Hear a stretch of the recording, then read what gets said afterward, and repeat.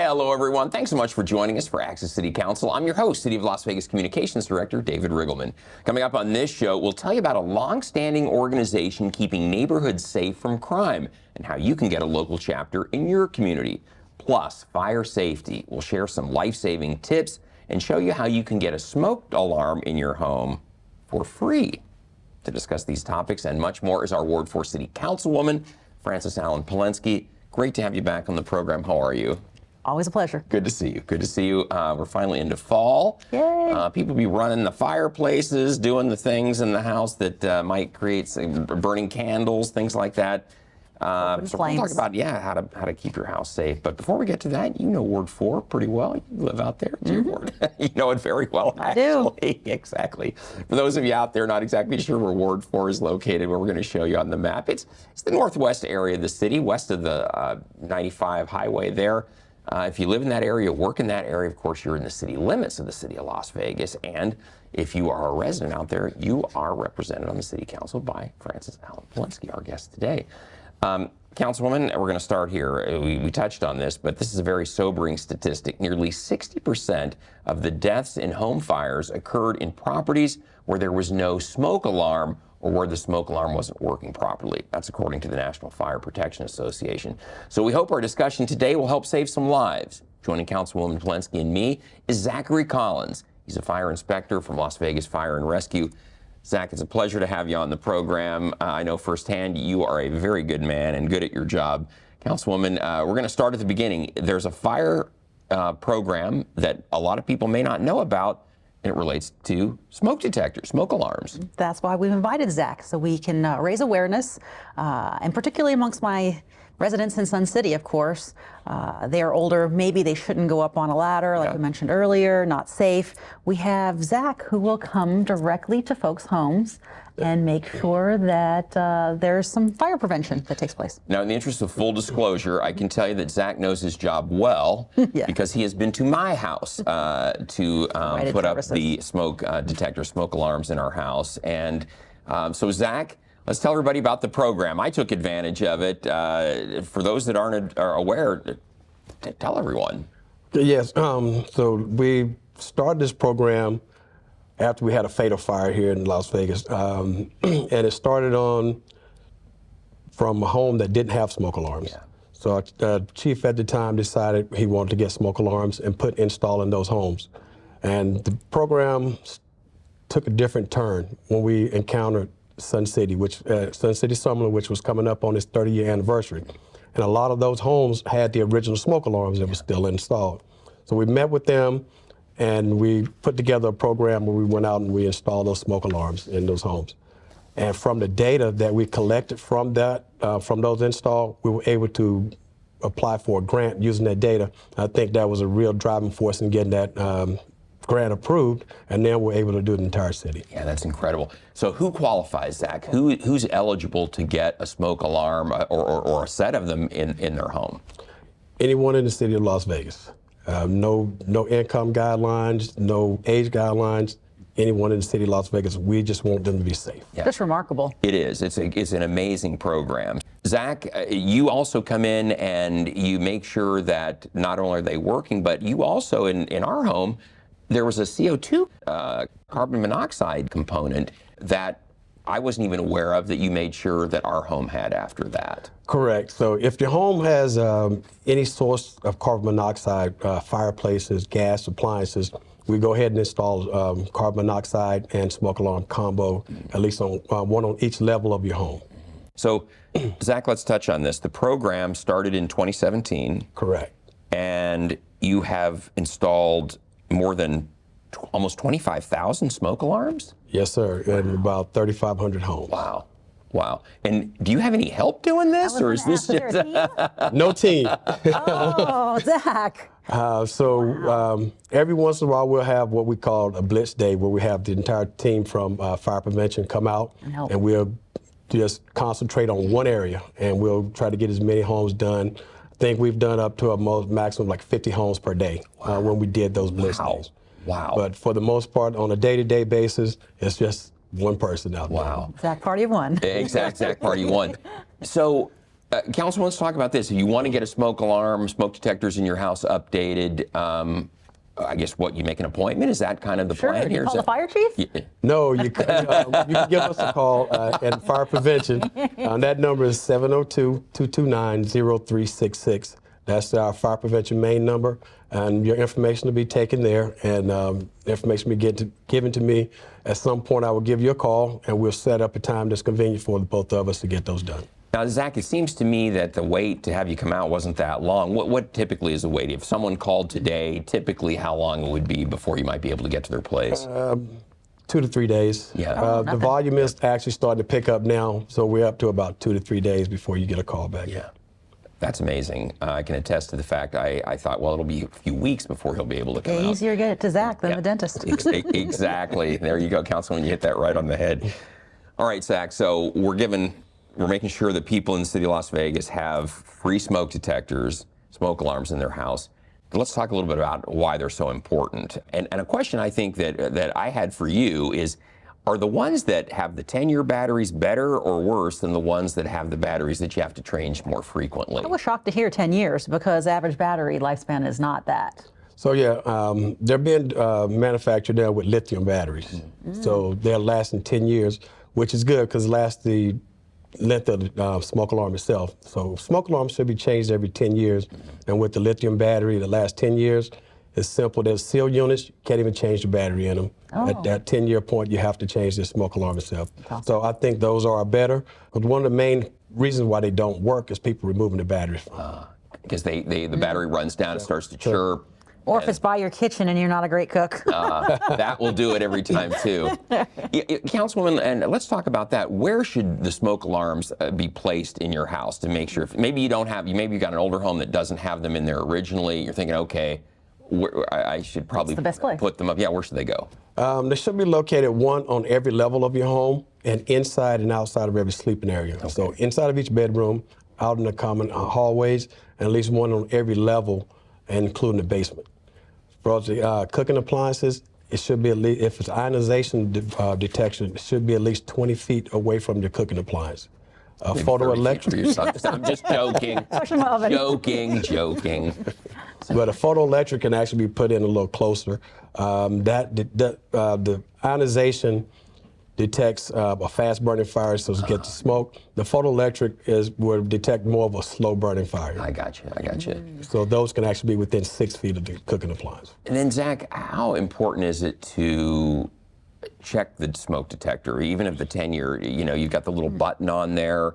Is it important to make sure it's still working, or what's your thought? Absolutely, definitely important to check it. We recommend you test them monthly. Push the button on each one of them. You'll hear the sound, make sure it's operating. The other thing is to maintenance of them, cleaning them, keeping them dusted. You can use a vacuum cleaner with just a regular brush type attachment, because that's one of the other causes of malfunction, dirt and debris. And so if you can keep them clean and test them, you should have a good 10 years working device. All right, very good. Zach, any other words of wisdom when it comes to a smoke alarm, smoke detector in your house that maybe we've not touched on that you think is really important that our viewers know? Just, if you don't have them, get them installed. Yeah. Give us a call. We're, like I said, it's a free program. We've obtained a grant to help the city out. And please, if you don't have them, give us a call. And we will come out and get those installed for you. Councilwoman Palenske, I know you believe in this. Your husband, retired firefighter from LVFR himself, retired captain. Saves lives. Yeah, it really does. It will save your life. Take Zach up on his offer. Yeah. And Zach, it is a sobering statistic. Most of the people who perish in fires, their smoke detectors, smoke alarms were not working. Yikes. Correct. And like I said, one of the main things about them, that people remove the batteries and they don't work. And they will still continue to chirp if they are hardwired devices. Yeah. And at that point, people will then unplug them from the hard wires. So now you really have no protection at all. So it's very important to keep the batteries changed. And if you have the opportunity to install some with the 10-year batteries, that's probably your best style of detection. Zach, one thing I learned from you when you came out to our house is the hardwired detectors, when one goes off, it will alert the others, which I didn't really know. They talk to one another, which I didn't really, I didn't know that. I didn't know that. So what that is, interconnectivity, which was brought into the building code in 1996 building code. So any homes built after 1996 building code will have that. Yeah, and our house 25 years old, so it would have fallen into that category. Yeah. So all homes you won't be able to get that unless you use a Bluetooth type device. Mm-hmm. You would have to go back to the standard that the house was built on at the time. You can utilize the battery operated that will won't notify each other, but it will notify you, and that's why you keep them in each compartment, inside and outside the bedrooms. Yeah, very good. All right, well, Zach, you're a good man. Thank you so much for being here. You're welcome. It's a pleasure having you on the show. Again, you're doing really important work out. Councilwoman, great idea to bring him onto the program. And Zach, we're going to have to say goodbye to you. Councilwoman, I ask you to please stick around because we need to take a quick break. But coming up, details on the Neighborhood Watch program, how you can get it up and running in your community, plus tips to keep your home from becoming a target for crime. That's right after this, so please stay with us.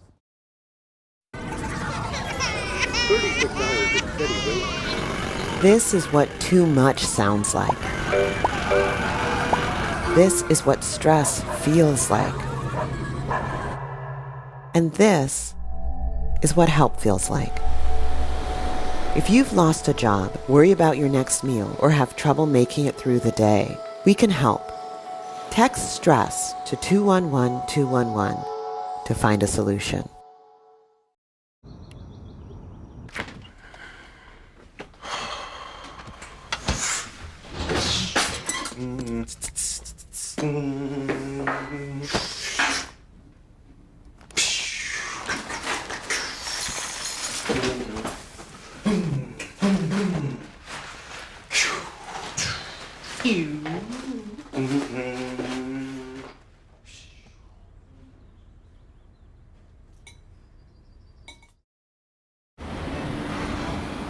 Hey, let's check out this park. Oh, wow, that's really cool. To find a great local park or forest near you, go to discovertheforest.org. Thanks for staying with us, everyone. There's a long-standing organization committed to empowering communities against crime. It's called Neighborhood Watch. Councilwoman Allan Palenske and I are joined by Randy Klanoski. He is with the he's a crime prevention specialist with the Summerlin Area Command. Randy, it is great to have you on the program. This is such a timely subject, Councilwoman, because it seems like this time of year, maybe with the holidays, burglaries, home crimes, even packages being stolen off porches seem to really pick up. Yeah. So very timely. We got Randy on here to talk about how to prevent it. Randy, I've got to start here with this. Neighborhood Watch seems like it's been around forever. Still going strong, I guess. It is, David. You know, it's a program of mutual assistance that partners law enforcement with the communities that they represent, because our communities are all spreading, and police can't be everywhere. So empowering the neighbors to observe and report things that they find out of the ordinary can be very beneficial to us and really be a force multiplier. Randy, how's it work? I mean, you see neighborhoods with the sign, the Neighborhood Watch sign in there. It's up on the light poles. But how does it work? I mean, is there some formal way that the neighbors get together and connect with one another? Yeah, you know, usually in some of our newer build communities, people come from other neighborhoods that have had it in the past, so they may be familiar with it. Otherwise, it's usually maybe a crime happens in a community, or they see something on the news that concerns them, and they reach out to the police department and they ask, how do we start Neighborhood Watch? And it's actually a very simple process. We give them some information about what it is and how to get it started. They get a cluster of neighbors that live in the same community together that are interested in participating. We come out there and we do an orientation session, which we tell them the do's and the don'ts of Neighborhood Watch, how to use it properly, what resources are available to them, and then they have the opportunity to purchase signs. And so then the neighbors have kind of a network where they communicate with each other then as well as the police, or how does that work? Exactly. So we'll have what's called block captains. So on each street, there'll be someone who's kind of like the leader of that group, and they'll communicate directly with me, and I'll spread out information, you know, whether it's crime alerts or community events that we're hosting to generate participation. But we also recommend that they do things within their own community, social activities, just to engage the community so neighbors get to know each other again. Talk to one another. Yep. If you talk to one another and you know your neighbors, you generally care for them. So you're going to look out for them when they're not home, when they're at work or on vacation. So Randy, what should people do if they're interested in signing up, being part of Neighborhood Watch? How do they begin the process? So if they have access to the internet, they can go to lvmpd.com, and there's a crime prevention tab on there, and you can find your local area command, because we have 10 throughout the valley, and you can find a crime prevention specialist like myself. I work for Summerlin, but there's 9 other crime prevention specialists for each respective area command, and just inquire about starting Neighborhood Watch, and we'll get the ball rolling with them. Councilman, you have a lot of neighborhood meetings. You have a lot of interaction with your constituents out there. What are you hearing as far as crime, especially targeting homes? What are the things that you're hearing the most? For a while, particularly last year, the auto theft, particularly because of the TikToks, and then Randy and his counterparts moved those steering wheel I recall. locks, and I know the folks at Northwest Area Command, Ward 4 is broken up. Half of it's covered by Randy, and the other, his counterpart Heidi at Northwest Area Command. Their auto theft numbers are down dramatically because of the steering wheel, because of active policing. It's really remarkable when everybody focuses on the one single issue. It really makes a difference. It's huge. Randy, what else besides the auto burglaries? How can people keep their homes? And auto thefts. Yeah, exactly. Let's talk about that. Yeah. I think the biggest concern is somebody's home, right? Their home is their castle, and if you get your home broken into, it violates your privacy. It can have psychological effects as well as the physical and the the economic effect on you. But what we always recommend is that people look at your homes, your cars, look at it through the eyes of a criminal, a burglar, somebody who's trying to break into your house. So look at your house. If you didn't have your keys, how would you try to get into your own home? And then that will be the starting point of where you need to start shoring it up, your vulnerabilities that you may have on your home, the entry points into your home, the doors, the windows, patio doors, those sorts of things. Randy, what's the most common place? The back door, you always think the back door. Is that typically the most common place where homes are broken into? Yeah, that's correct, David. Usually they'll knock on the front door. If nobody answers in a time frame that they feel that nobody's at home, they'll go around to the side or the back of the house, and they'll smash a window and climb in through the window. Do the cameras and the lights really work? So cameras and lights, they could be a deterrent. So we talk about layering your security. Like a good chocolate cake, the more layers it has, the better it is. I like to say home security is the same way. There's no one foolproof way. Cameras can be great. However, if they're not monitored live, where somebody can actually alert authorities, they'll just capture what happened and not actually get law enforcement en route. Yeah. So if you're going to have cameras and you do it yourself, make sure that you're monitoring it, and you can call 911 if somebody does appear on your camera and is breaking into your home. If not, look into a monitoring service that can monitor those for you. Yeah, good stuff. Councilwoman, I've always heard, and I want to ask Randy about this, I've always heard that homes that had bigger dogs, large dogs, tend to be broken into less than homes that don't have a dog or a small dog. Is there any truth to that, Randy? Again, it could be a deterrent. There's some criminals that are afraid of dogs. However, another thing I like to say is dogs can be loyal to one thing. Food. So a savvy criminal could work around a dog by, a nice T-bone steak or some raw meat or some of that, and lure them into a room and lock them up there. So again, there's no foolproof way, but it can be a deterrent, because dogs, if somebody's unfamiliar at the house, they'll bark. Yeah. So they'll make noise. Noise attracts attention, which is what we want, because then if you're in a neighborhood that has Neighborhood Watch, if somebody hears a dog barking, they're thinking, what's going on at my neighbor's house, because Fido doesn't usually bark. Right. So the noise can be a good thing and grabs attention. I think our German Shepherd also would have something to say. But anyway, that's a different story for a different day. But Randy, what is the single best thing that people can do to protect their home? I mean, if they were going to do any one thing at all, what should it be? Really protect your entry points. There are things that you can apply to your glass. Glass is easily shattered. However, there is a multitude of products out there, depending on your ability to afford it. But you can protect your glass so it's not shattered very easily. And then if you have an alarm system that has glass breakage sensors, that'll alert your alarm monitoring company right away. Councilman, we touched on this time of year, holidays. Seems like people are, getting gifts. They're having stuff delivered to their house. Or just the other day, I left my garage door open, and the neighbor texted at 9:30, said, "Hey, your garage door is open." I was like, "No." Yeah, we've all been there. You get distracted, something's going on, and it's like, or you're halfway to work, and it's like, did I close my door? Did I close that thing? Let me call the neighbor, and see if they have an app for that now. Yeah. They have an app for that Oh, now where there's you an can app put for it on your garage door opener and it'll alert you if you left it open. You check the status of your garage door. See? So. Randy's got, that's a great tip right there. you know. Technology solves Right, everything. exactly. Randy, we just have just a little bit of time with you left. What else should we know? What are some other tips that are really important to And share? how could someone contact you and say, Yeah, Randy, exactly. make my house safer? Again, go to lvmpd.com, look up crime prevention, find the area command you live in, and our contact is listed on there. We all have an email address that you can contact us at. But you know, the holidays are coming up, like you said. So another thing that we like to tell people is you're going to be out and about. You're going to be entertaining, maybe going to parties, you're out shopping. Daylight is running out, you know, it's going to be darker sooner. Make sure that you leave your home secured. Your alarms are set, your doors and windows are locked, and leave some lights on, maybe some background music, lights on timers. Give it that look of occupancy. Anything that can give the criminal a deterrent to have a second thought that, hey, maybe somebody's inside that home. I'll go somewhere else. Yeah, exactly. Exactly. Yeah, Exactly. Great to have you on the show. We should mention, too, Randy is a former police officer himself. He knows his business. So great to have you on the program. Good idea, bringing him on board. Very timely. You're good at this. Oh, lots of prevention.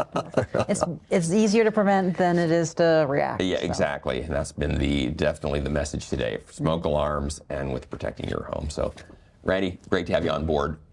Keep up the good work. And Summerlin Area Command is lucky to have you. So good luck to everything you're doing. Councilwoman, I'm going to get you to stick around, Randy. We're going to have to say goodbye to you, but we need to take another quick break. But up next, a look at some upcoming events that are happening in Ward 4. They're pretty cool right after this. I'm a retired school psychologist, and helping people was my thing. I was very independent and thought I could take care of myself. I fell and I had to have Meals on Wheels. After my stroke, when Meals on Wheels started, I was on the other end of the stick, so to speak. Meals on Wheels, coming to my door as someone who's housebound, having someone check on me, assures me that I'm not forgotten. Meals on Wheels has given me a mode of freedom that I wouldn't have otherwise. We're the clients. We are the clients. We are the clients of Meals on Wheels. America, let's do lunch. 1 in 6 seniors faces the threat of hunger, and millions more live in isolation. Drop off a hot meal and say a quick hello. Volunteer by donating your lunch break at americaletsdolunch.org. Selfie. Nailed it.